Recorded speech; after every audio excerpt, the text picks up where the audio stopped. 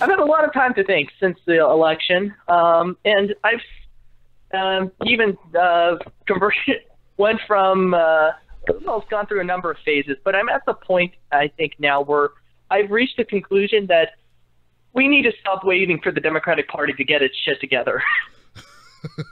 And I say, and the reason I say this is because I think one of the things that the progressive movement has, and the left in general, the radical left in general, needs to start looking at is building a coalition without leaders. And I know this is kind of a scary idea for a lot of folks, but what has our search for a brand new central face to slap ourselves has gotten us?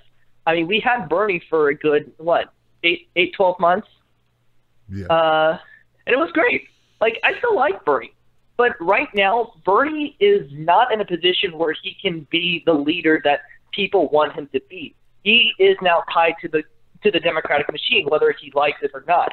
And while it's funny to see him make a fucking clown out of Tom Perez every time they're on stage together, or sitting uncomfortably like the two grouchiest Muppets on a television interview.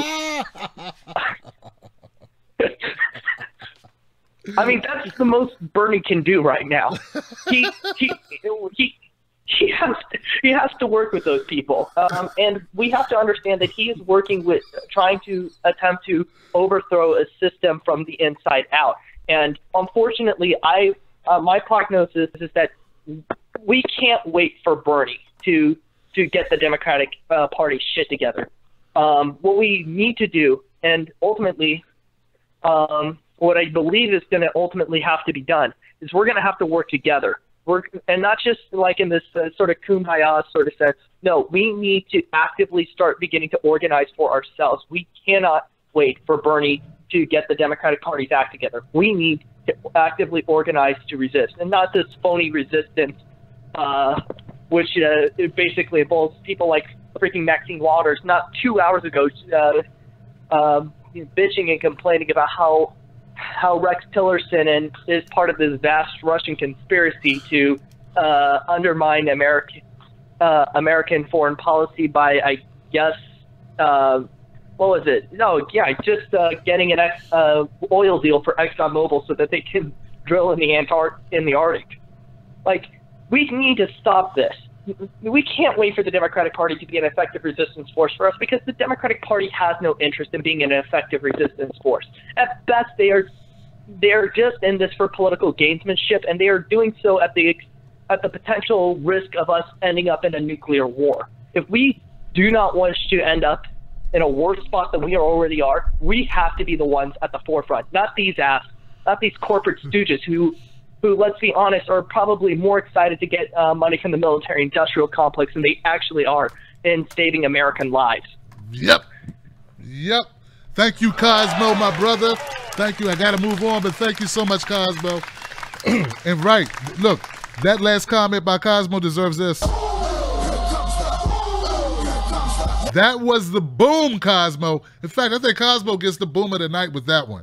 He said they're more concerned with getting money out of the military-industrial complex than they are for fighting for the people. That's absolutely right. People need to recognize that it's all smoke and mirrors. The resistance is a fake resistance. It's just a resistance for show.